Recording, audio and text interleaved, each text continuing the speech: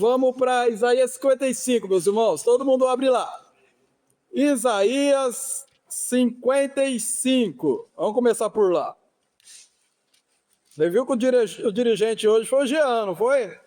Olha que bênção, Jean. Louvado seja o nome do Senhor por isso. Isaías 55, meus irmãos. Pode todo mundo abrir a palavra de Deus. Nós temos o quê? Tem 20 minutos? 20 minutos. Vamos correr para dar tempo. A palavra de Deus no versículo 1 vai dizer assim: ó vós todos os que têm sede, ó vós todos os que têm sede, vinde às águas. Ó o que o profeta está dizendo: todos os que têm sede, vinde às águas. E os que não tendes dinheiro, vinde comprar e comer. Sim, vinde comprar sem dinheiro e sem preço vinho e leite. Ó, água, vinho e leite. Ó, já marcamos 3 alimentos aqui: água, vinho e leite.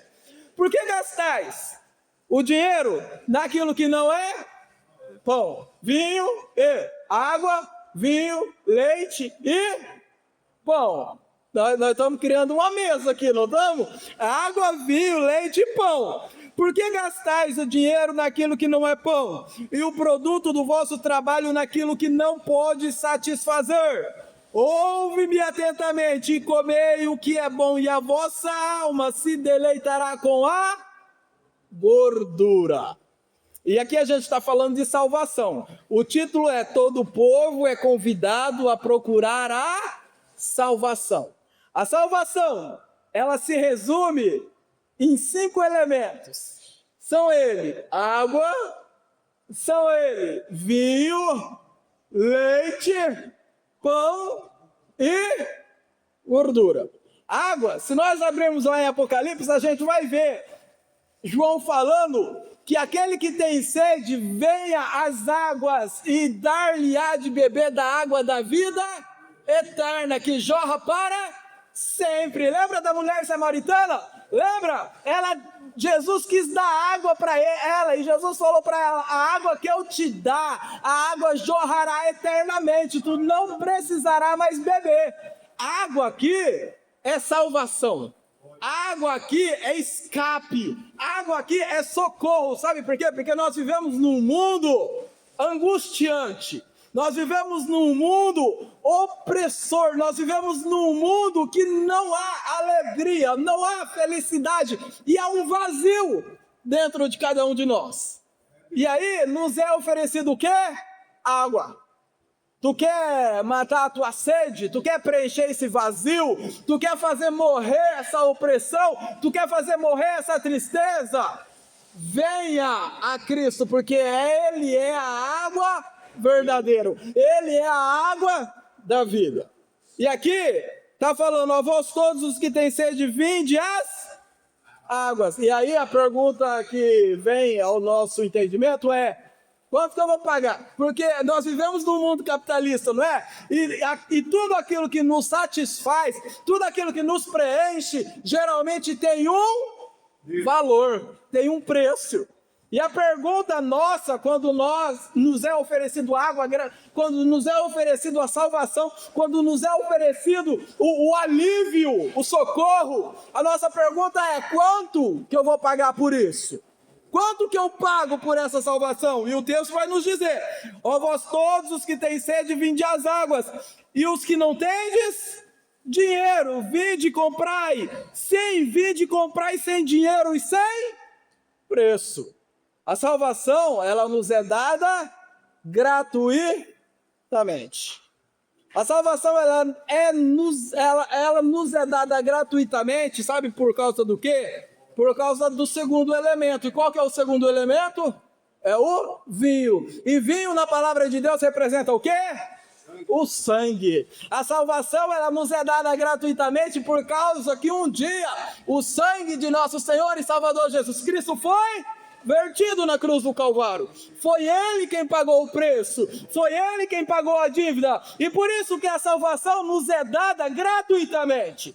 Então, gratuito, nós temos a água, nós temos o socorro por causa do sangue, o vinho. E o terceiro elemento é o quê? É o leite. E leite é alimento de recém-nascido. Leite é alimento de bebê. Leite é alimento daquele que não é adulto ainda. E a Bíblia vai nos dizer: o leite eu vou te dar de graça. O alimento inicial, tu vem aqui de graça, tu aceita Jesus de graça, tu recebe a salvação de graça por causa do vinho, por causa do sangue, e gratuitamente eu vou te dar o alimento inicial. E é por isso que quando nós aceitamos Jesus, nos é apresentado o Evangelho de Jesus gratuitamente. Basta nós virmos à igreja de Deus, nos assentarmos, e a palavra de Deus nos ensina o quê? O Evangelho. Nos ensina o quê? A salvação. Então, gratuitamente, nós temos a água, nós temos o vinho e nós temos o leite. Só que aí o versículo 2 vai nos dizer: por que gastais o dinheiro naquilo que não é pão? E agora eu pergunto para vocês: pão é de graça? Não, não é? O texto está falando aqui que pão é pago. Por que não gastais o dinheiro naquilo que não é pão? O leite, o alimento inicial, é gratuito, mas o pão, ele é pago. O pão você precisa pagar. E o pão, o que é pão? Pão é o aprofundamento nas sagradas Escrituras, porque ouvindo você não vai receber esse aperfeiçoamento, ouvindo você não vai receber esse aprofundamento, você vai receber o leite, o alimento inicial, aquilo que vai te estruturar. Mas para você crescer no Evangelho da Graça, você precisa por si só se aprofundar nas sagradas Escrituras. E o problema dos cristãos, o problema nosso, sabe qual que é? Que nós já temos 40 anos de evangelho, 40 anos que somos crentes e ainda nós bebemos o quê? Leite. Ainda nós estamos só bebendo o quê? Leite. E não nos dedicamos a aprofundar, não nos dedicamos a crescer, a ter maturidade espiritual. E aí o profeta aqui vai dizer: por que gastais o dinheiro naquilo que não é pão? Por que você não se aprofunda dentro das Sagradas Escrituras? Porque você ainda já está grande, mas desnutrido, porque você só depende do leite, só busca o leite. Eu tenho pão para te oferecer, só que pão você vai ter que ir buscar, você vai ter que ir comprar. Por que gastais o dinheiro naquilo que não é pão, e o produto do vosso trabalho naquilo que não pode satisfazer? E agora existe... Depois que você passa do pão, depois que você se aprofunda na palavra de Deus, depois que você se aprofunda dentro das Sagradas Escrituras e tem um crescimento, uma maturidade espiritual, aí você está pronto para avançar para o próximo nível. E sabe qual que é o próximo nível? O próximo nível é ouvir a Deus.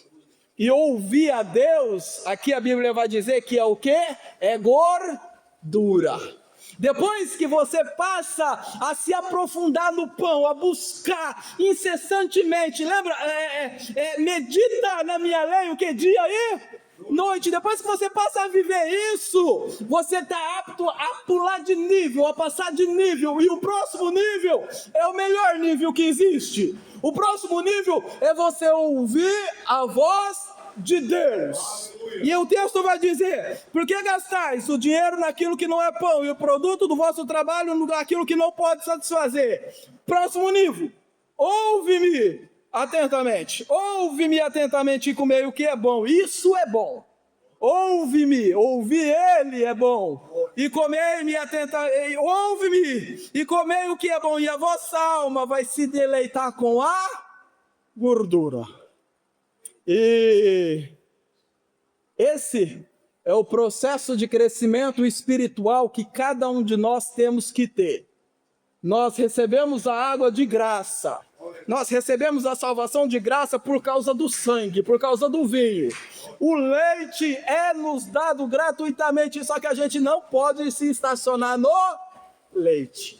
A gente não pode estacionar no leite, porque a gente vai ficar uns adultos desnutridos, uns adultos sem nutriente, uns adultos fracos. Precisamos avançar o nível, e avançar o nível é se aprofundar no pão, é se aprofundar no conhecimento das Sagradas Escrituras.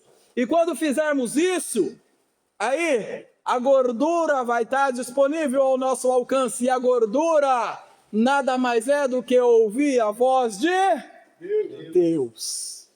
E eu quero te dar um exemplo disso. Vamos para Salmos 23. Salmo 23. Eu quero te mostrar um pouco o que é gordura. Amém? Ô, Jean, pega uma água para mim, faz um favor, homem. Salmo, o número é o 23. Esse daqui é Salmo de Davi, não é? Esse não é talvez o texto mais conhecido das Sagradas Escrituras? Não é? Todo mundo conhece esse texto, não é? Todo mundo. E quem escreveu esse texto foi o homem segundo o coração de Deus. E nós estamos aqui no texto mais conhecido que esse homem escreveu. Por que o mais conhecido? Porque esse texto é o texto mais importante que Davi já escreveu, sabia?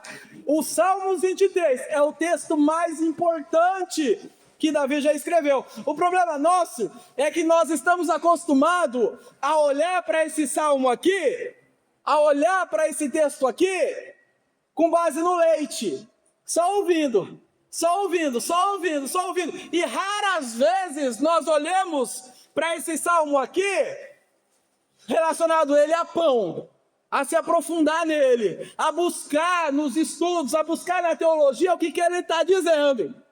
E muito menos ainda, esse salmo nos é dado de forma de gordura, de forma de ouvir a Deus. E vocês já sabem qual que é o processo. Vocês já sabem qual que é o método, como ouvir a Deus. Eu ouço a Deus esperando nele. Vocês lembram disso? Deus abençoe. Eu ouço a Deus dobrando os meus joelhos e ficando lá até que a voz dele se faça o quê? Conhecida. Lembra? Esse é o método, esse é o processo de se ouvir a voz de Deus. Nós lemos o Salmo 23, nós podemos ouvir, e isso é leite. O que pregadores têm a dizer a respeito dele. Nós podemos nos aprofundar nele, ir para a teologia, ir para os estudos mais aprofundados sobre o que dizem a respeito do Salmo 23, e isso é pão. Só que se nós dobrarmos o nosso joelho, ficarmos em silêncio e não sairmos de lá até que a luz de Deus seja revelada dentro dos nossos corações, aí tu vai ver o que tu vai receber a respeito dele. Preste atenção. O Senhor é o meu pastor e nada... Nossa, tá gelado, hein? O Senhor é o meu pastor e nada... É conhecido esse texto, não é? Deitar-me faz em verdes pastos, guia-me mansamente às águas, refrigera a minha alma, guia-me pelas veredas da justiça por amor do seu. Ainda, olha o que o salmista está dizendo, ainda que eu andasse pelo vale da sombra da morte, não temeria mal algum, porque tu estás, a tua vara e o teu cajado me... Olha o versículo 5, agora eu quero que tu olhe para a Bíblia. Olha o versículo 5. Preparas uma mesa perante mim, na presença dos meus inimigos. Isso daqui te lembra alguma coisa?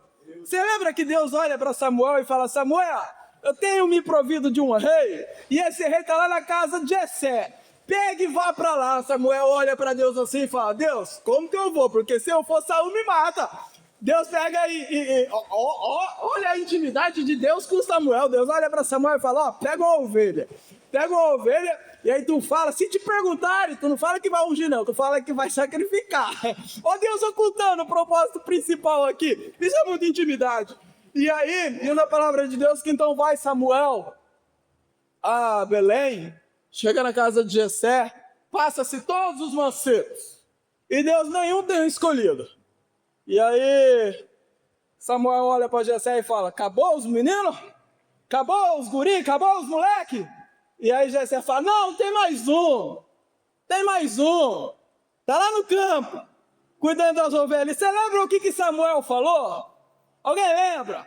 Samuel falou: nós não assentaremos à mesa até que o menino chegue. E agora olha para esse versículo 5: preparas uma mesa perante mim na presença dos meus inimigos. Unge a minha cabeça. Foi lá que aconteceu a unção. Unge a minha cabeça com óleo, o meu cálice transborda. O versículo 5 está falando desse momento, do momento em que toda a família esperou Davi chegar para se assentar à mesa e ser ungido. Agora, curiosamente, o que nós lemos aqui é que o salmista vai dizer: preparas uma mesa perante mim na presença dos meus inimigos. E aí nós enxergamos que os inimigos de Davi não eram Golias. Os inimigos de Davi não era Saul. Os inimigos de Davi não eram Jonatas. Os inimigos de Davi não eram os filisteus.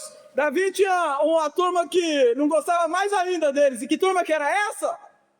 Era a sua família. Eram os seus pais. Eram os seus irmãos.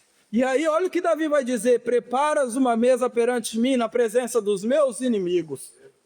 E agora a gente tem que voltar para o versículo 1, que a gente agora entende o versículo 1. Porque o Senhor é meu pastor e nada me faltará. Agora eu pergunto para vocês: quem que era para ser o pastor de Davi? Quem que era para ser o pastor de Davi? Era para ser o seu pai. Não é? O pastor de Davi, aquele que ia guiar Davi, aquele que ia instruir Davi, aquele que ia direcionar Davi, era para ser quem? Era para ser o pai. Mas ele vai dizer que não é o pai dele que é o pastor dele. O pastor dele é o Senhor, porque o pai faltou, porque a família faltou. E aí ele fala: mas melhor é ter o Senhor como pastor do que o meu pai. É isso que ele está falando. Melhor é ter o Senhor como pastor do que o meu pai. E às vezes a gente reclama: Senhor, por que disso? Por que dessa falta? Por que o Senhor não fez acontecer isso comigo? Melhor é esse estado do que o estado que era para acontecer. O Senhor é o meu pastor. Era para ser meu pai, mas meu pai faltou. E o Senhor é. Por isso nada me faltará. Deitar-me faz em verdes pastos. E se ele estivesse na casa dele, o que ele ia ter aqui era feno guardado no armário, não é?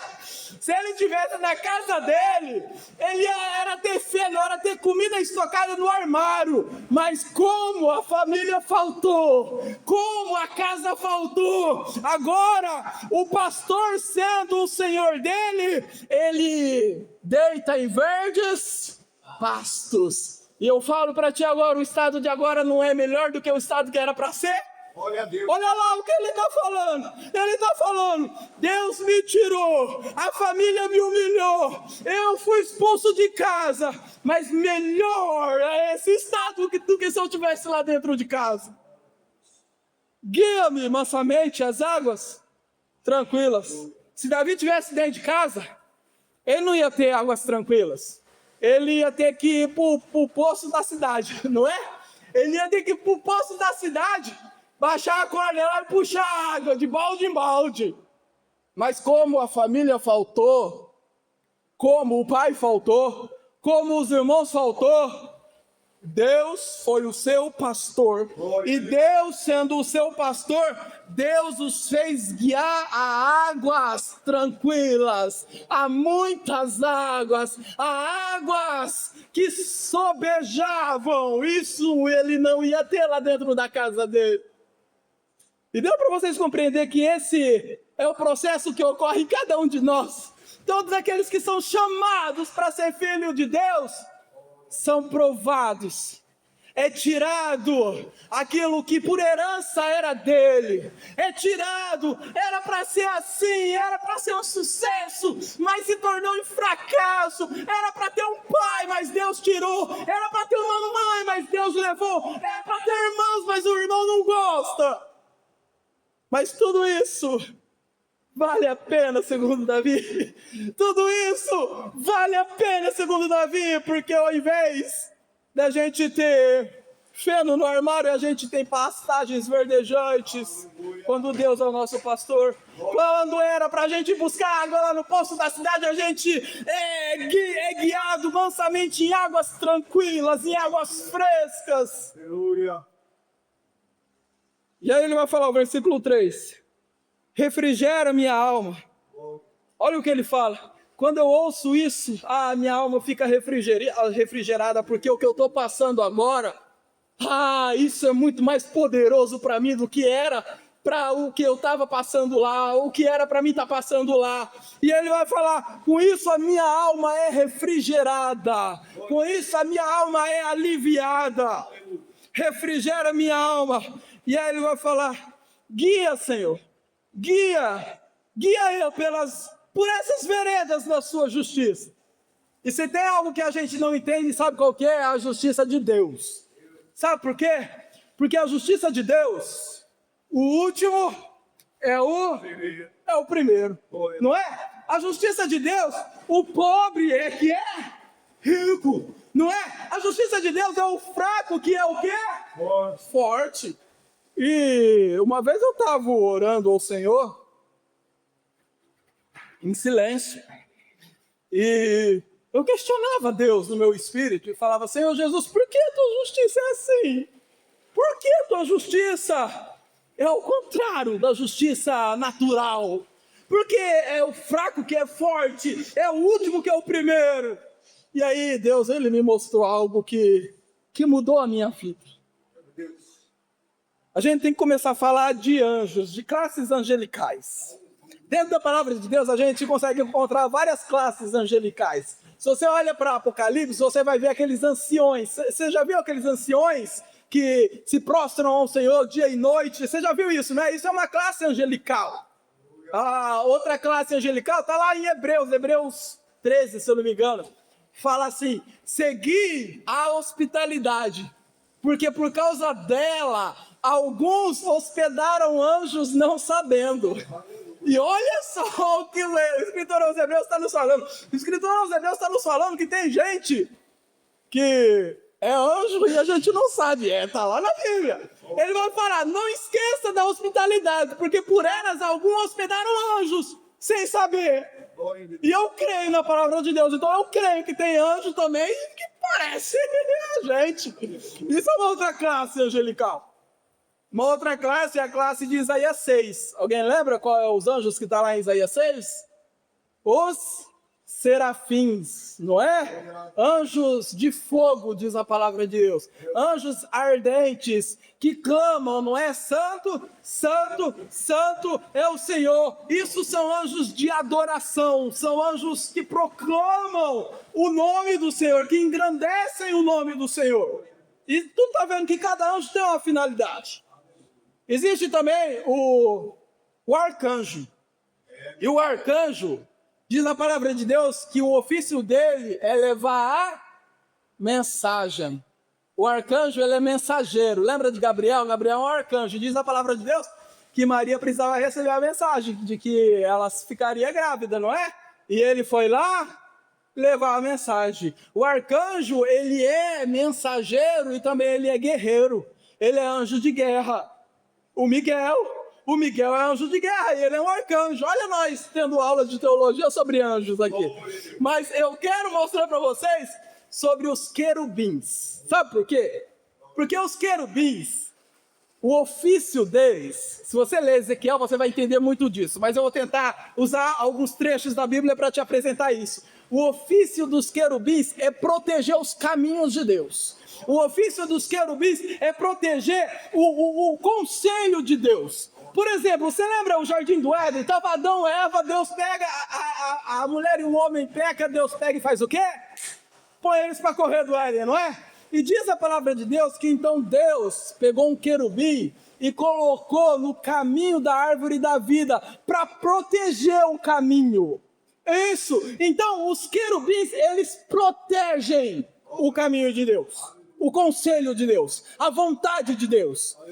Outrora Deus chega para Moisés e fala, Moisés, eu quero que você construa a Arca da Aliança. A Arca da Aliança é o bem mais precioso que eu tenho. A tampa chama propiciatório e ela é de ouro puro. O caixote, ele é feito de madeira revestido de ouro. A gente está falando isso aqui de igreja, sabia? Porque nós temos uma cabeça, e o cabeça quem que é? É Cristo, e esse é de ouro puro, esse é divino, esse é o propiciatório. Só que a tampa, o caixote, o corpo, ele é feito de madeira, feito de barro, que somos nós, mas revestido pelo Espírito Santo de Deus. Olha o simbolismo da perfeita igreja de Deus. Deus pegou e falou para Moisés: Moisés, eu quero que tu coloque a vara de Arão dentro da Arca da Aliança. E a vara de Arão representa a autoridade de Deus. Com quem que está a autoridade de Deus? É com a igreja, não é? Deus pegou e falou para Moisés: Moisés, as tábuas da lei, eu quero que tu pegue e coloca dentro da Arca da Aliança. As tábuas de lei está falando da vontade de Deus, dos mandamentos de Deus. E com quem que está a vontade de Deus? Com a igreja. E Deus pega e olha para Moisés e fala: eu quero que tu coloque o maná também. E o maná é o alimento que cai do céu. E qual que é o alimento que cai do céu? É a palavra. E com quem que está o alimento que cai do céu? É com a igreja. A Arca da Aliança é o símbolo perfeito da igreja de Deus. E aí Deus olha para Moisés e fala: e sobre o propiciatório, sobre a tampa da arca, Moisés, eu quero que tu funja querubins, eu quero que tu faça querubins, esculpa querubins, de forma que a asa deles cubra toda a arca para proteger a Arca da Aliança. O ofício do querubim é proteger os caminhos de Deus. E aí Deus me levou a Ezequiel 28. Você lembra Ezequiel 28? A queda de Satanás, a condenação de Tiro. Lembra? E aí o profeta Ezequiel vai falar assim: antes da fundação do mundo, tu eras o querubim ungido. Não é? Do Monte Santo te lancei, profanado foste, em terra te mandei. Olha, antes da fundação do mundo, quem é que guardava os caminhos de Deus? Quem é que guardava os conselhos de Deus? Era o inimigo das nossas almas. Agora, olha o que diz em Efésios, o capítulo 1 e o versículo 4.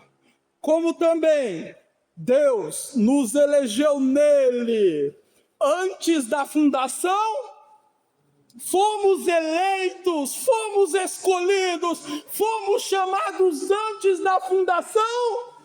E quem era que guardava esses caminhos? Quem era que protegia esses caminhos? E aí Deus me falou: por isso, Diego, que a minha justiça é que os últimos serão os primeiros. Porque esse homem aqui vai ser muito mais atentado, vai ser muito mais perseguido, porque Satanás sabe o que Deus reservou para ele. Esse daqui, não vai ter um dia de descanso, porque Satanás sabe o que Deus guardou para ele. E aí Deus falou no meu coração: por isso que a minha justiça não é de ir atrás dos grandes, não é de ir atrás daqueles que se sentem, porque aqueles lá eu chamei para pouca coisa, então Satanás nem se preocupa em perseguir muito, mas aqueles que são pisados, aqueles que são humilhados, aqueles que caem, aqueles que volta e meia estão no lamaçal do pecado, eles estão lá. Porque Satanás não para, dia e noite, dia e noite, dia e noite, tentando derrubar, porque Satanás sabe o que eu reservei para eles. Glória a Deus. E Davi vai dizer: guia-me, Senhor, pelas veredas da sua justiça. Davi entendeu isso, porque Davi, quando ele quis fazer para si um exército, Davi, quando quis fazer para si homens de guerra, você lembra para onde que Davi foi? Para a caverna de Adulão. E quem que estava lá na caverna de Adulão? Alguém lembra? Era só os endividados, era só os vadios, era só os drogados, era só os que não tinham nada, os que não mereciam nada. E Davi pegou e falou: é desse povo aí que eu vou fazer o meu exército, é desse povo aí que vai sair os valentes de Davi. Porque a justiça do Senhor, a justiça do nosso Deus, ela é perfeita, ela é boa, aleluia, ela é agradável, diferente das nossas. Diferente das nossas. Verso 4. Ainda, Senhor, Davi está falando que eu ande pelo vale da sombra da morte. Senhor, agora eu não ligo mais. Agora que eu entendi o que é o processo, agora que eu entendi o que é o método e por que eu estou passando o que eu estou passando, eu não ligo mais, eu vou passar, porque eu sei que tu está comigo. Eu vou passar, porque eu sei que tu está comigo. Vamos pular o 5, vamos para o 6. Certamente que o tempo já acabou. Certamente que a bondade e a misericórdia me seguirão todos os dias. A gente vai cair. A gente vai, às vezes, perder. A gente vai sofrer. A gente vai ser perseguido. E eu te expliquei o motivo. Em troca disso, a Bíblia nos fala que a bondade e a misericórdia dele vai nos seguir todos os dias. A palavra misericórdia vem de duas palavrinhas, miseros e córdia. Córdia fala de coração. Você lembra? Você vai num cardiologista. Córdia fala de coração. Miseros fala de miséria. A palavra misericórdia é colocar o coração de Deus na nossa miséria. É isso que significa a palavra misericórdia.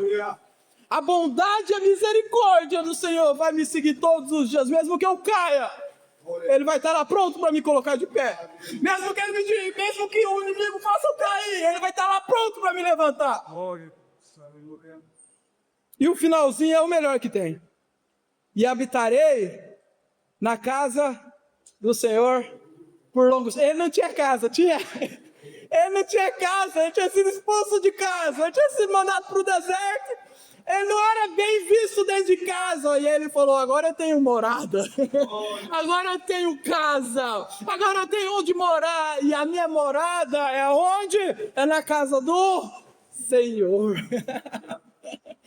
Isso daqui, meus irmãos, nós só temos se nos atentarmos à gordura.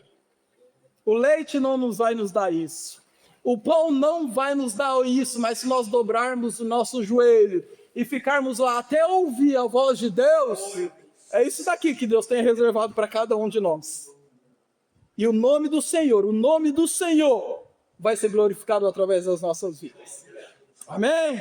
Amém. Vem orar, homem, vem orar para terminar. Vamos colocar de pé, meus irmãos?